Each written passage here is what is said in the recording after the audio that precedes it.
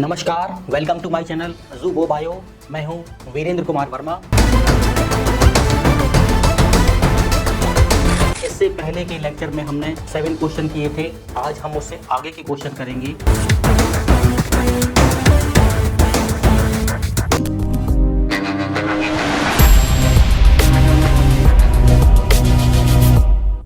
आज के लेक्चर का हमारा 8वां क्वेश्चन है, tidal volume and expiratory reserve volume of an athlete is 500 ml and 1000 ml respectively.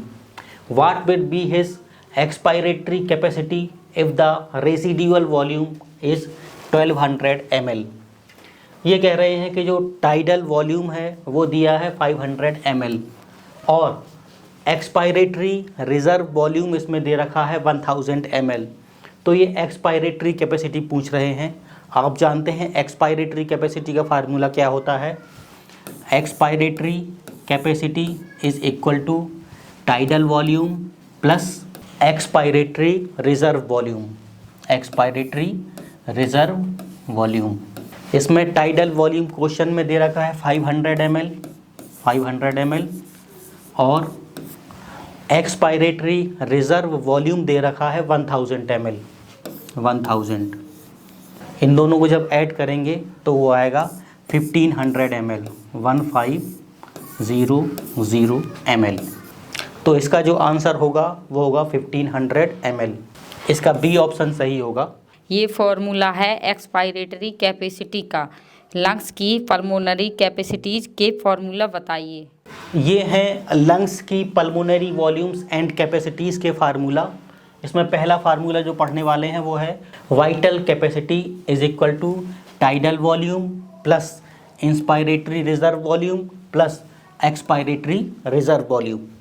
इसके बाद ये जो दो फार्मूले हैं सेकंड एंड थर्ड, इनको एक साथ देखिएगा। इंस्पायरेटरी कैपेसिटी और एक्सपायरेटरी कैपेसिटी। इंस्पायरेटरी कैपेसिटी का फार्मूला होता है tidal volume plus inspiratory reserve volume और एक्सपायरेटरी कैपेसिटी का फार्मूला होता है tidal volume plus expiratory reserve volume. यानी दोनों में टाइडल वॉल्यूम कॉमन है। इंस्पायरेटरी कैपेसिटी में इंस्पायरेटरी रिजर्व वॉल्यूम को टाइडल वॉल्यूम में जोड़ा गया है और एक्सपायरेटरी कैपेसिटी में टाइडल वॉल्यूम को एक्सपायरेटरी रिजर्व वॉल्यूम से जोड़ा गया है। नेक्स्ट फार्मूला है functional residual capacity is equal to expiratory reserve volume plus residual volume. और टोटल लंग कैपेसिटी का जो फार्मूला होता है वो होता है vital capacity plus residual volume. Vital capacity को हम रिप्लेस कर सकते हैं, वाइटल कैपेसिटीज़ के ये वैल्यू रख देंगे tidal volume plus inspiratory reserve volume plus expiratory reserve volume plus residual volume. अब बढ़ते हैं हम नेक्स्ट क्वेश्चन की तरफ। इसमें दो कॉलम दे रखे हैं, column first column second. Column first में आपके पल्मोनरी वॉल्यूम्स दे रखे हैं और कॉलम सेकेंड में उनकी वैल्यू दे रखी है। आपको मैच करके करेक्ट ऑप्शन चूज़ करना है। तो देखिए, जो टाइडल वॉल्यूम की वैल्यू होती है वो 500 से 550 ml के बीच होती है। तो टाइडल वॉल्यूम ए का हो गया तीसरा। इसमें ए का तीसरा केवल दो ही ऑप्शन है, ए और बी। नेक्स्ट देखते हैं इंस्पायरेटरी रिजर्व वॉल्यूम। जितने वॉल्यूम भी हमने पढ़े हैं उनमें सबसे ज़्यादा वैल्यू इंस्पायरेटरी रिजर्व वॉल्यूम की होती है और ये होती है 2500 से लेके 3000 ml के बीच में। एक्सपायरेटरी रिजर्व वॉल्यूम की वैल्यू होती है 1000 से 1100 ml के बीच में। इसका ये ऑप्शन सही होगा। और रेसिड्यूअल वॉल्यूम की वैल्यू होती है 1100 से 1200 ml के बीच में। अब मैच कर सकते हैं आप। जो ए ऑप्शन है उसका ऑप्शन होगा ऑप्शन नंबर थर्ड। ए का तीसरा है, बी का पहला है, बी का पहला हो गया, सी का चौथा हो गया और डी का आपका हो गया दूसरा। तो आपका बी ऑप्शन सही होगा। Tidal volume, residual volume, inspiratory and expiratory reserve volume को डिफाइन करिए। ये पल्मोनरी वॉल्यूम्स हैं, इनकी वैल्यू तो आपने जान ली, इनकी डिफिनीशन भी देख लीजिए। जो टाइडल वॉल्यूम होता है बिना किसी एफर्ट के जो हम ब्रीदिंग करते हैं उसमें इंस्पायरेटरी गैस और एक्सपायरेटरी एयर जो अंदर बाहर आती जाती है उसे सिंपली कहते हैं टाइडल वॉल्यूम। इसकी जो वैल्यू होती है वो होती है 500 ml। अब इंस्पायरेटरी रिजर्व वॉल्यूम के बारे में देख लेते हैं। नॉर्मल इंस्पिरेशन के बाद जितनी एयर हम अंदर इंस्पायर्ड कर सकते हैं उसको कहते हैं इंस्पायरेटरी रिजर्व वॉल्यूम। इसकी जो वैल्यू होती है वो 2500 से 3000 ml के बीच होती है। एक्सपायरेटरी रिजर्व वॉल्यूम क्या होता है? फोर्सिबल एक्सपीरेशन के बाद जितनी एक्स्ट्रा अमाउंट ऑफ एयर हम बाहर भेज सकते हैं उसे कहते हैं एक्सपायरेटरी रिजर्व वॉल्यूम। इसकी जो वैल्यू होती है वो 1000 से 1100 ml के बीच होती है। रेसिडुअल वॉल्यूम देख लेते हैं क्या होता है। फोर्सिबल एक्सपीरेशन के बाद भी जितनी एयर हमारी लंग्स में बची रह जाती है उसे कहते हैं residual volume.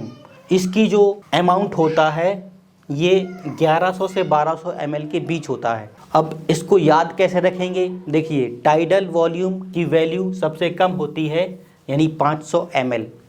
Inspiratory reserve volume इसकी वैल्यू सबसे ज़्यादा होती है 2500 से 3000 ml के बीच में। अब बचा एक्सपायरेटरी रिजर्व वॉल्यूम और रेसिडुअल वॉल्यूम। जो एक्सपायरेटरी रिजर्व वॉल्यूम है वो हमेशा रेसिडुअल वॉल्यूम से कम होता है, यानी इस तरह से होता है। एक्सपायरेटरी रिजर्व वॉल्यूम हमेशा कम होगा रेसिडुअल वॉल्यूम से, यानी रेसिडुअल वॉल्यूम हमेशा ज़्यादा होगा और एक्सपायरेटरी रिजर्व वॉल्यूम कम होगा रेसिडुअल वॉल्यूम से। इस तरह आप इसे याद रख सकते हैं। हमारा नेक्स्ट क्वेश्चन है, lungs are made up of air filled sacs the alveoli, they do not collapse even after forceful expiration because of. इसके 4 ऑप्शन दे रखे हैं। ये कह रहे हैं जो लंग्स होता है वो एयर फिल्ड सैक्स यानी एल्वियोलाई से मिलकर बना होता है। फोर्सफुल एक्सपीरेशन के बाद भी लंग्स कोलैप्स नहीं करते हैं। इसका क्या कारण है? Inspiratory reserve volume, B option है टाइडल वॉल्यूम, सी ऑप्शन है एक्सपायरेटरी रिजर्व वॉल्यूम और डी ऑप्शन है रेसिडुअल वॉल्यूम। आप जानते हैं कि जब हम फोर्सबल एक्सपीरेशन करते हैं तो फोर्सबल एक्सपीरेशन के बाद भी जो एयर हमारे लंग्स में बची रह जाती है उसे कहते हैं रेसिडुअल वॉल्यूम, और इसी रेसिडुअल वॉल्यूम के कारण हमारे लंग्स कोलैप्स नहीं होते हैं, यानी एल्वियोलाई कोलैप्स नहीं होती है। तो इसका जो आंसर होगा वो होगा ऑप्शन डी रेसिडुअल वॉल्यूम। इसका डी आंसर सही होगा। हमारा नेक्स्ट क्वेश्चन है, एसर्शन दे रखा है इसमें, द डोर्सल रेस्पिरेटरी ग्रुप यानी DRG present in the dorsal portion of medulla oblongata mainly causes expiration. और इसका रीज़न ये दे रहे हैं, the ventral respiratory group on the ventrolateral part of medulla oblongata mainly control inspiration. इसके 4 option ये दे रखे हैं। ए ऑप्शन है both assertion and reason are true and reason is the correct explanation of assertion. B option दे रखा है both assertion and reason are true but reason is not the correct explanation of assertion. C option है assertion is true but reason is false, और D है both assertion and reason are false. इसका जो answer होगा वो होगा option D both assertion and reason are false. इसका D option सही है। इसमें क्या कह रहा है एसर्शन में कि जो डोर्सल रेस्पिरेटरी ग्रुप है वो dorsal portion of medulla oblongata में प्रेजेंट होता है और वो मेनली काजेज एक्सपीरेशन काज करता है। जी नहीं, जो डोर्सल रेस्पिरेटरी ग्रुप है वो मेडुला ऑब्लोंगाटा के डोर्सल पार्ट में प्रेजेंट होता है, ये बात एकदम सही है। लेकिन वो एक्सपीरेशन को कंट्रोल नहीं करता है, वो इंस्पिरेशन को कंट्रोल करता है। और इसका रीजन दे रखा है the ventral respiratory group on the ventrolateral part of medulla oblongata mainly controls inspiration. जी नहीं, जो वेंट्रल रेस्पिरेटरी ग्रुप है वो मेडुला ऑब्लोंगाटा के वेंट्रल पार्ट में तो प्रेजेंट होता है, लेकिन वो इंस्पिरेशन और एक्सपीरेशन दोनों को कंट्रोल करता है according to their neurons excited. जिस तरह के न्यूरॉन्स में सूचनाएं भेजी जाती हैं उस तरह से वो इंस्पिरेशन या एक्सपीरेशन को कंट्रोल कर सकता है। तो इसके दोनों ही एसर्शन और रीज़न गलत हैं, इसका जो आंसर है both assertion and reason are false. इस फिगर के माध्यम से बताया गया है कि ब्रेन में जो मेडुला ऑब्लोंगाटा है वो कहाँ प्रेजेंट है। ये ब्रेन के हाइंड ब्रेन में प्रेजेंट होता है, मेडुला ऑब्लोंगाटा और पॉन्स वेरोलाई, जिसे पॉन्स भी कहते हैं। मेडुला ऑब्लोंगाटा मेन रूप से इसमें दो सेंटर प्रेजेंट होते हैं, एक है डॉर्सल रिस्पायरेटरी ग्रुप और एक है ventral respiratory group. Dorsal respiratory group दो मसल्स को कंट्रोल करता है, एक तो एक्सटर्नल इंटरकोस्टल मसल्स और डायाफ्राम। और एक्सटर्नल इंटरकोस्टल मसल्स किस में पार्टिसिपेट करती हैं? ये पार्टिसिपेट करती हैं इंस्पिरेशन में। तो जो डॉर्सल रिस्पायरेटरी ग्रुप है वो केवल इंस्पिरेशन को कंट्रोल करता है, और जो वेंट्रल रिस्पायरेटरी ग्रुप है वो इंस्पिरेशन या एक्सपिरेशन को कंट्रोल कर सकता है। फिगर में पोंटाइन रिस्पायरेटरी ग्रुप की फंक्शन बताइए। फिगर में पोंटाइन रिस्पायरेटरी ग्रुप भी दे रखे हैं। ये हैं पोंटाइन रिस्पायरेटरी ग्रुप, जिसे पॉन्स कहते हैं। इसमें दो सेंटर होते हैं, न्यूमोटैक्सिक सेंटर और एपन्यूस्टिक सेंटर। जो न्यूमोटैक्सिक सेंटर है उसका आप देख रहे हैं कनेक्शन डॉर्सल रिस्पायरेटरी ग्रुप से है, और डॉर्सल रिस्पायरेटरी ग्रुप मेनली आप जानते हैं इंस्पिरेशन को कंट्रोल करता है। तो जो न्यूमोटैक्सिक सेंटर है वो मेन रूप से इंस्पिरेशन को कंट्रोल करता है। इसमें एक चीज़ और साइन आप देख रहे हैं, माइनस का साइन लगा हुआ है। तो न्यूमोटैक्सिक सेंटर इंस्पिरेशन को केवल कम कर सकता है, यानी कि जो इंस्पिरेशन की ड्यूरेशन है उसको केवल कम कर सकता है। जो एपन्यूस्टिक सेंटर है वो मेन रूप से इंस्पिरेशन की ड्यूरेशन को बढ़ाता है। तो एपन्यूस्टिक सेंटर का जो कंट्रोल होगा उसमें सांसें गहरी गहरी चलेंगी। पॉन्स वेरोलाई मेडुला ऑब्लोंगाटा द्वारा सेट रिस्पायरेटरी रिदम को मेंटेन करता है। Pontine respiratory group consist of two main center. एक होता है न्यूमोटैक्सिक सेंटर, ये अपर पॉन्स वेरोलाई में प्रेजेंट है और ये regulate the rate and pattern of breathing और रेट को ये रेगुलेट करता है। दूसरा है एपन्यूस्टिक सेंटर, ये लोअर पार्ट में पॉन्स वेरोलाई के लोअर पार्ट में प्रेजेंट होता है। प्रोलॉन्ग्स इंस्पिरेशन को बढ़ा देता है, resulting in deep and sustained breath, गहरी और सांसें चलती रहती हैं इसमें। तो ये दोनों ही मेडुला ऑब्लोंगाटा द्वारा सेट रिस्पायरेटरी रिदम को सेट करते हैं। हमारा नेक्स्ट क्वेश्चन है, name the chronic respiratory disorder caused mainly by cigarette smoking. Cigarette smoking से होने वाला जो डिसीज है उसके बारे में बताना है। क्या वो रिस्पायरेटरी एसिडोसिस है? बी ऑप्शन है रिस्पायरेटरी एल्केलोसिस है, सी ऑप्शन है इम्फीसीमा है, या डी ऑप्शन अस्थमा है। इसका जो आंसर होगा वो होगा इम्फीसीमा। सिगरेट स्मोकिंग के द्वारा होने वाली जो डिसीज है उसे कहते हैं इम्फीसीमा। इसका सी ऑप्शन सही होगा। इम्फीसीमा के पेशेंट के सिम्पटम्स एवं कारण क्या होते हैं? Symptoms of patient with emphysema: shortness of breath, dyspnoea, यानी जो इनकी सांसें हैं वो छोटी हो जाती हैं, इस वजह सांसें जल्दी जल्दी चलती हैं, इसे कहते हैं डिस्पनिया। उसके बाद क्रोनिक कफ, ऑफ्टन ड्राई और with little mucus. Chronic cough का मतलब होता है लगातार रहने वाली खांसी इन्हें आने लगती है, वो सूखी भी हो सकती है और खांसी के साथ म्यूकस भी आ सकता है। तीसरा है wheezing and tightness in chest. Wheezing का मतलब होता है घरघराहट, चेस्ट यानी सीने में घरघराहट पैदा होती है सांस लेने में, और चेस्ट जो है टाइट रहता है, चेस्ट में तनाव रहता है। नेक्स्ट है rapid breathing and use of accessory muscles. सांसें जल्दी जल्दी चलती हैं और एसेसरी मसल्स उसमें पार्टिसिपेट करने लगती हैं। Fatigue and weakness due to low oxygen. Low oxygen के कारण थकावट होती है और कमजोरी महसूस होती है।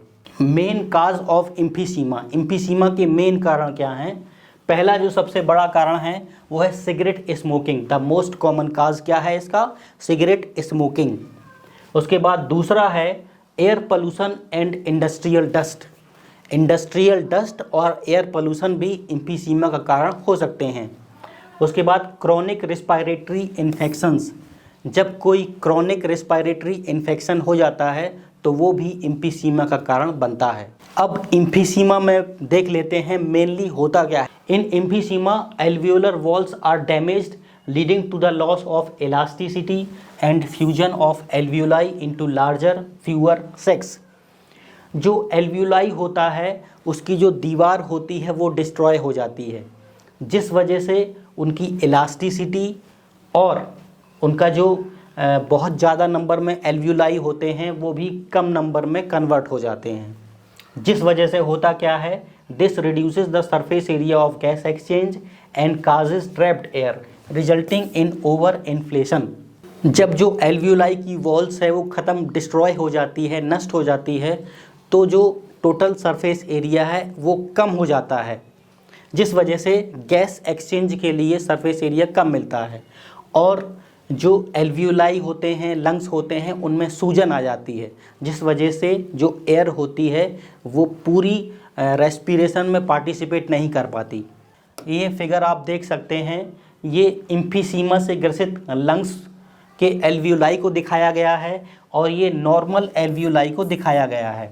नॉर्मल लंग्स के जो एल्वियोलाई हैं उनके सेप्टा मेंटेन रहते हैं, ये डिस्ट्रॉय नहीं होते, और जो एम्फीसीमा से ग्रसित लंग्स है उसके जो सेप्टा होते हैं वो डिस्ट्रॉय हो जाते हैं, जिस वजह से जो सरफेस एरिया है एम्फीसीमा से ग्रसित लंग्स का वो कम हो जाता है। आप सभी से रिक्वेस्ट है, प्लीज़ मेरे वीडियो को लाइक करिए, वीडियो को शेयर करिए, वीडियो के ऊपर कमेंट करिए और चैनल को सब्सक्राइब करने के बाद बेल आइकन को जरूर प्रेस करिए ताकि आने वाले वीडियो का नोटिफिकेशन आप तक पहुंच सके। Select the favorable conditions required for the formation of oxyhemoglobin at the alveoli। Oxyhaemoglobin के फॉर्मेशन के लिए जो रिक्वायर्ड फेवरेबल कंडीशन होती है वो आपको बताना है। 4 ऑप्शन ये रहे आपके, low PO2 PCO2 more H+ higher temperature. B option है high PO2 low PCO2 H+ and lower temperature. इसका जो आंसर होगा आप देख रहे हैं बी हाई PO2 यानी पार्शियल प्रेशर ज़्यादा होना चाहिए, लो PCO2 partial pressure of CO2 कम होना चाहिए, लेस H+। हाइड्रोजन आयन की कंसंट्रेशन कम होना चाहिए, लोअर टेम्परेचर कम होना चाहिए। हाइड्रोजन आयन की कंसंट्रेशन कम होना चाहिए, इसका मतलब pH ज़्यादा होना चाहिए। तो इसका जो आंसर होगा वो होगा ऑप्शन बी। ये तो थी एल्वियोलाई में ऑक्सीहीमोग्लोबिन के फॉर्मेशन की फेवरेबल कंडीशन। टिश्यू में ऑक्सीहीमोग्लोबिन के डिसोसिएशन की फेवरेबल कंडीशन क्या होती है? इससे पहले जो हमने बताया वो factors favourable for the formation of oxyhaemoglobin in alveoli था, जो क्वेश्चन में आपने देखा। अब हम बताएंगे आपको factors favourable conditions for the dissociation of oxyhaemoglobin. Oxyhaemoglobin के डिसोसिएशन के लिए फेवरेबल कंडीशन क्या होती है और ये कहाँ पर होता है? ये टिश्यूज़ में होता है। पहली कंडीशन है लो PO2 यानी पार्शियल प्रेशर ऑफ ऑक्सीजन कम होना चाहिए। दूसरी है हाई PCO2 यानी पार्शियल प्रेशर ऑफ CO2 अधिक होना चाहिए। नेक्स्ट कंडीशन है हाई H+ कंसंट्रेशन और लो pH यानी हाइड्रोजन आयन की कंसंट्रेशन ज़्यादा होना चाहिए। इसका मतलब pH लो होना चाहिए, कम pH होना चाहिए, pH एसिडिक होना चाहिए, तभी हाइड्रोजन आयन की कंसंट्रेशन ज़्यादा होगी। हाई टेम्परेचर, जो टिश्यूज़ का टेम्परेचर है वो अधिक होना चाहिए। तो ये सारी कंडीशंस फेवरेबल कंडीशन होती हैं dissociation of oxyhaemoglobin. Partial pressures of oxygen and carbon dioxide in healthy human lung alveoli are respectively nearest to. ये पूछ रहे हैं लंग्स की एल्वियोलाई में पार्शियल प्रेशर ऑफ ऑक्सीजन और पार्शियल प्रेशर ऑफ CO2 कितना होता है। ए ऑप्शन दिया है 104 and 40 mm of Hg, B option दिया 90 and 20 mm of Hg, C option है 40 and 45 mm Hg, D option है 159 and 0.3 mm Hg। इसका जो आंसर होगा वो होगा option A 104 and 40 mm of Hg। जो लंग्स की एल्वियोलाई होती है उसमें ऑक्सीजन का पार्शियल प्रेशर होता है 104 mm of Hg और कार्बन डाइऑक्साइड का पार्शियल प्रेशर होता है 40 mm of Hg। एल्वियोलाई का पार्शियल प्रेशर आपने देख लिया ऑक्सीजन और कार्बन डाइऑक्साइड का। बाकी जगह जैसे ऑक्सीजनेटेड ब्लड में, डीऑक्सीजनेटेड ब्लड में और टिश्यूज़ में partial pressure of oxygen and CO2 कितना होता है, आइए देख लेते हैं। ये तो आप जान ही गए कि पार्शियल प्रेशर ऑफ ऑक्सीजन होता है 104 और पार्शियल प्रेशर ऑफ CO2 होता है 40। डीऑक्सीजनेटेड ब्लड कहाँ बहता है? जो नॉर्मल वेन्स होती हैं वहाँ पर डीऑक्सीजनेटेड ब्लड बहता है। इसमें जो डीऑक्सीजनेटेड ब्लड होता है उसमें ऑक्सीजन का पार्शियल प्रेशर होता है 40 और कार्बन डाइऑक्साइड का पार्शियल प्रेशर होता है 45। डीऑक्सीजनेटेड ब्लड है इसलिए इसमें जो कार्बन डाइऑक्साइड है उसकी कंसंट्रेशन ज़्यादा है और ऑक्सीजन की कंसंट्रेशन कम है। ऑक्सीजनेटेड ब्लड की बात करें तो ऑक्सीजन का जो पार्शियल प्रेशर है इसमें होता है 95 mm of Hg और कार्बन डाइऑक्साइड का पार्शियल प्रेशर होता है 40 mm of Hg। इसमें आप देख रहे हैं जो ऑक्सीजनेटेड ब्लड है, आप जानते हैं कि ये नॉर्मल आर्टरीज़ में बहता है, तो इसमें ऑक्सीजन का जो कंसंट्रेशन है वो ज़्यादा है और कार्बन डाइऑक्साइड का कम है। अब टिश्यूज़ की बात करें तो टिश्यूज़ में ऑक्सीजन का जो पार्शियल प्रेशर होता है वो होता है 40 और कार्बन डाइऑक्साइड का जो पार्शियल प्रेशर होता है वो होता है 45। टिश्यूज़ में आप देख रहे हैं ऑक्सीजन का पार्शियल प्रेशर कम है और कार्बन डाइऑक्साइड का पार्शियल प्रेशर ज़्यादा है। Thank you, have a nice day.